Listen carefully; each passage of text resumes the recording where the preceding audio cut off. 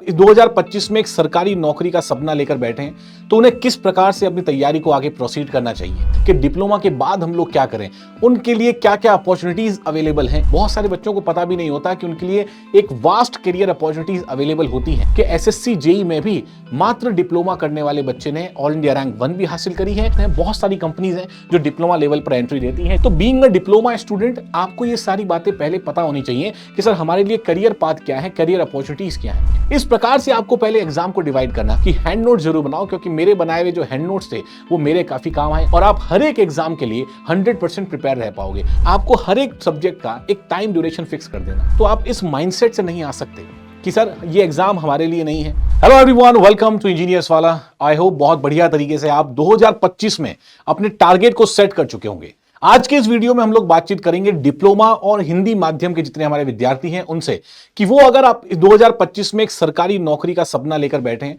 तो उन्हें किस प्रकार से अपनी तैयारी को आगे प्रोसीड करना चाहिए।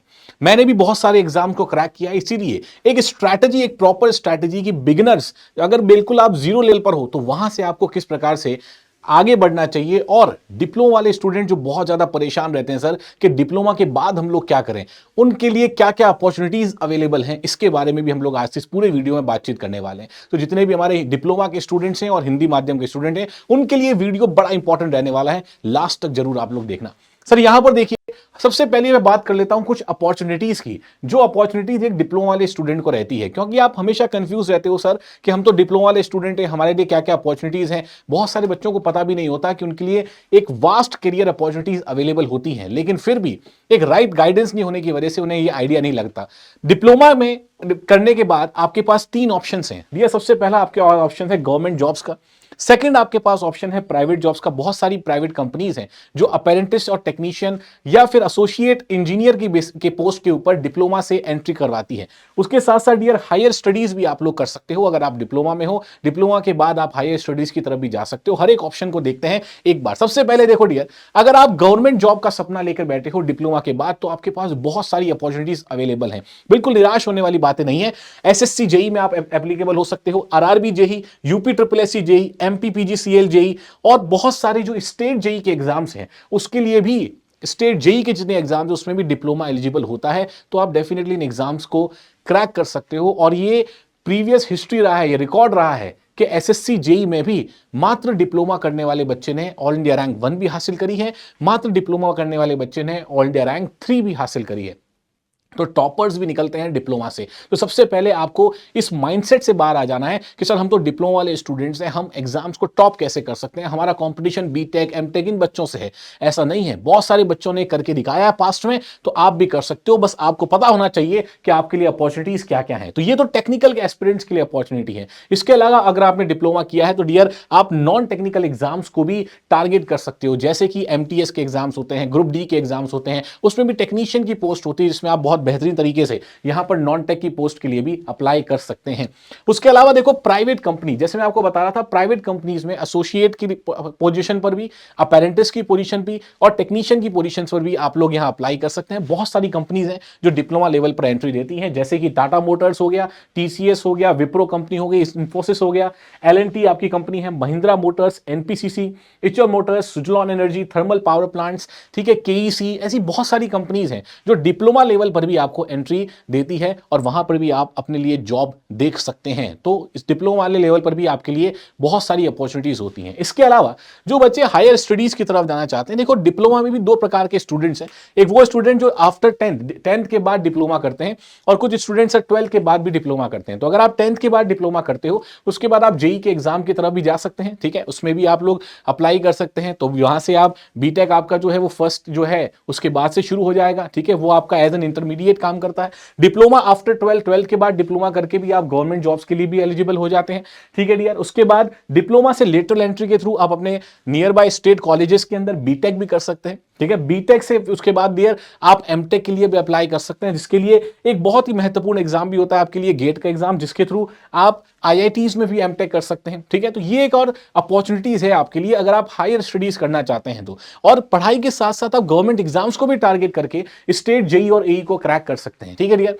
इसके बाद देखो तो ये सारी बातें तो सर अपॉर्चुनिटीज की बात होगी कि आप लोगों के पास क्या क्या डिफरेंट डिफरेंट अपॉर्चुनिटीज है। तो बीइंग अ डिप्लोमा स्टूडेंट आपको ये सारी बातें पहले पता होनी चाहिए कि सर हमारे लिए करियर पाथ क्या है, करियर अपॉर्चुनिटीज क्या है।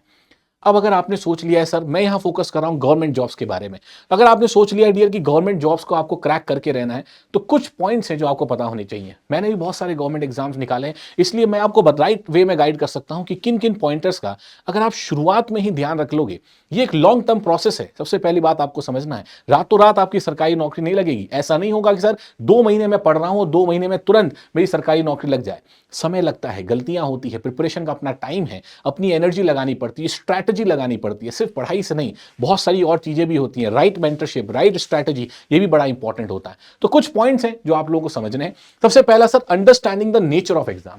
आप किसी भी एग्जाम की तरफ जाते हो, सबसे पहले आपको ये नहीं सोचना है कि मैं डिप्लोमा का स्टूडेंट हूं, मेरे लिए ये एग्जाम ज्यादा टफ है। सबसे पहली बात, आप बस उस एग्जाम के नेचर को समझिए कि वो एग्जाम पूछना क्या चाह रहा है आप लोगों से। उसमें टेक्निकल पोर्शन कितना है, उसमें नॉन टेक्निकल पोर्शन कितना है। तो एग्जाम का जो वन लाइनर क्वेश्चन ज्यादा आते हैं, उस एग्जाम में थ्योरेटिकल क्वेश्चन ज्यादा आते हैं, उसका अप्रोच न्यूमेरिकल ज्यादा है।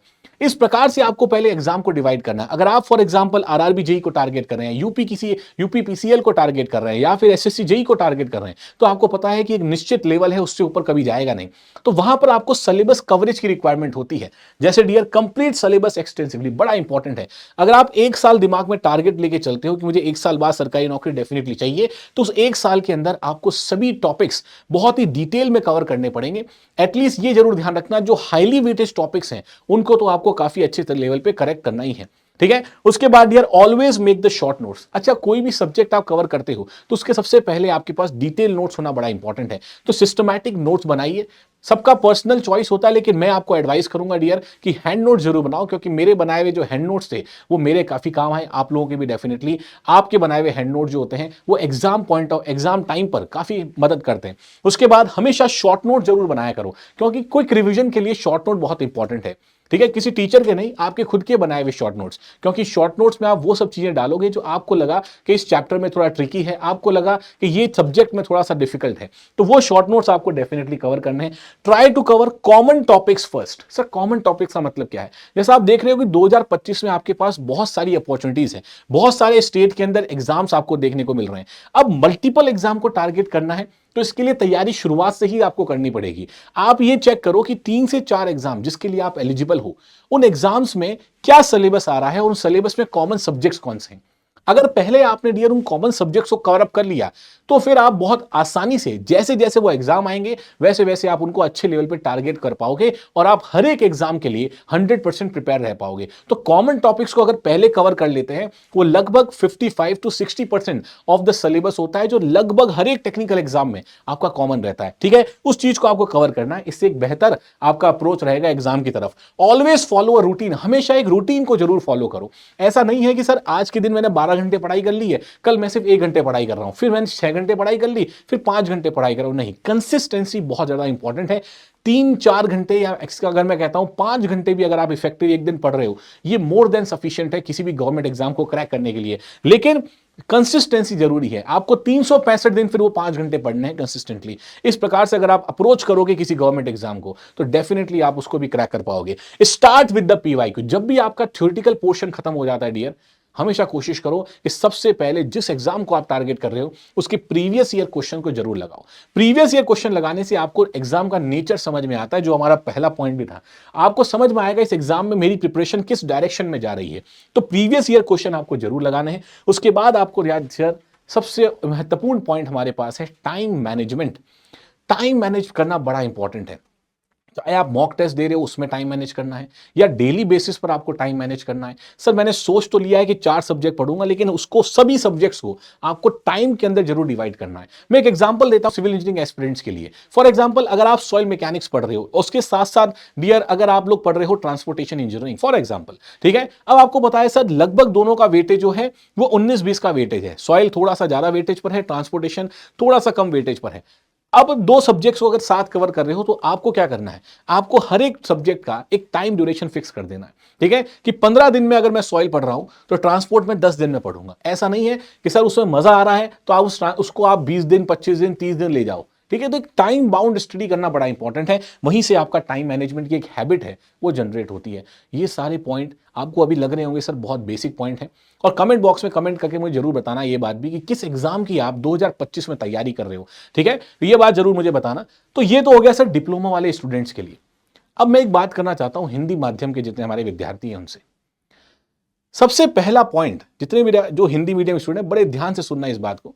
बहुत सारे बच्चे जब भी क्लासेस में आते हैं जो हिंदी मीडियम के होते हैं, मुझे नहीं पता क्यों, लेकिन उनमें एक डर बैठा रहता है एग्जाम को लेके। ठीक है, ऐसा नहीं है कि इंग्लिश मीडियम के बच्चे डर नहीं रहे, लेकिन हिंदी मीडियम बच्चे हैं जो हैं, मैं देखता हूं सर हम तो सर ये वाले क्वेश्चन इतने टफ हैं। तो मैंने कहा करना पड़ेगा ना आपको क्वेश्चंस को, क्योंकि आप एग्जाम टारगेट कर रहे हो, कॉम्पिटिटिव एग्जाम टारगेट कर रहे हो, तो आप इस माइंडसेट से नहीं आ सकते कि सर ये एग्जाम हमारे लिए नहीं है। आप इस माइंडसेट से नहीं आ सकते कि सर हमें तो सिर्फ इजी क्वेश्चंस करने हैं। ठीक है, ये ओवर द टाइम आपके माइंडसेट को ऐसे कन्वर्ट कर दिया गया है कि सर हिंदी मीडियम के स्टूडेंट्स हो तो आपसे फर्स्ट टाइम में तो क्लियर होगा ही नहीं। इस माइंडसेट को आपको चेंज करना जरूरी है, आपको एक पॉजिटिव माइंडसेट से लेना जरूरी है चीजों को। ठीक है, और एक बात जरूर ध्यान रखना कि जितना भी टेक्निकल कंटेंट होता है, अगर वो एक्यूरेट टेक्निकल कंटेंट, जैसे अगर मैं मेरी बात करता हूं तो सॉइल मैकेनिक्स जब मैं पढ़ाता हूं बच्चों को, तो मैं बहुत सारे फॉरेन ऑथर्स के रेफरेंसेस से पढ़ाता हूं, क्योंकि वहां डेटा कंपैरेटिवली और एक्यूरेट रहता है। तो जब मैंने पूरा इंग्लिश में वहां से पढ़ा है और मैं उसको आसान भाषा में आप तक ट्रांसफर करना चाहता हूं, तो टेक्निकल कंटेंट आपको मोस्टली, जो क्वालिटी कंटेंट है वो मोस्टली आपको इंग्लिश में ही मिलता है। तो यहां पर हिंदी वाले बच्चे थोड़ा बैकसीट ले जाते हैं, उनको लगता है सर अब हम कैसे करेंगे, ये तो इंग्लिश में कंटेंट है। बस आपको इस चीज को ओवरअप कर देना है। तो नोट्स मेकिंग में आपको एक चीज जरूर ध्यान रखना है कि जितने भी टेक्निकल टर्म्स हैं उनका आप हिंदी अनुवाद देख लो और बाकी चीजों को बाइलिंगुअल वे में समझने की कोशिश करो। अगर ये अप्रोच आपने पहले दिन से लगा ली तो जब आप एग्जाम डे पर पहुंचोगे आपके लिए लैंग्वेज बैरियर रहेगा नहीं। बहुत सारे हिंदी माध्यम के स्टूडेंट इसीलिए पीछे हो जाते हैं क्योंकि वो अपने आप को पीछे मान लेते हैं, सर हम तो हिंदी मीडियम के हैं, ये पूरा टेक्निकल कंटेंट अंग्रेजी में चल रहा है, या फिर हिंदी में उस लेवल का कंटेंट नहीं है सर जिससे हमारे एग्जाम निकल पा रहे हैं। इस चीज को आपको समझना है यहां पर कि आपको अपने आप को बैक सीट पे नहीं रखना है डे वन से। आप हिंदी मीडियम, ऐसा नहीं होता कि हिंदी मीडियम के बच्चे एग्जाम क्रैक नहीं कर सकते। बहुत सारे एग्जाम्पल्स हैं, इवन यूपीएससी जैसे एग्जाम्स के अंदर ही बच्चे बढ़िया तरीके से क्रैक करते हैं। तो सबसे पहले आपको अपना माइंडसेट चेंज करना है, फिर नोट्स मेकिंग आपको उसी तरीके से बनानी है। उसके बाद सभी टेक्निकल टर्म्स का आपको राइट अनुवाद पता होना चाहिए। आप टीचर से पूछ सकते हो, क्लासेस में आप गाइड ले सकते हो, और उसके बाद जब वो कंप्लीट नोट्स आपके पास तैयार होंगे तो आप भी एक बेहतर तरीके से प्रिपेयर्ड होंगे किसी भी पर्टिकुलर एग्जाम के लिए। तो आई होप ये वीडियो आपको काफी बढ़िया लगा होगा। एक बिगिनर्स स्ट्रैटेजी मैंने आप लोगों को बताई है, जितने भी हमारे डिप्लोमा के स्टूडेंट्स हैं और हिंदी माध्यम के स्टूडेंट्स हैं। सबसे पहला चीज, आप लोगों को कभी भी अपने आप को किसी से भी कम नहीं समझना है। आप जुझारू हो, डेडिकेटेड हो, तो आप डेफिनेटली गवर्नमेंट एग्जाम को क्लियर कर सकते हो। मिलेंगे ऐसे किसी वीडियो में। Till then keep learning and keep rocking. Thank you so much.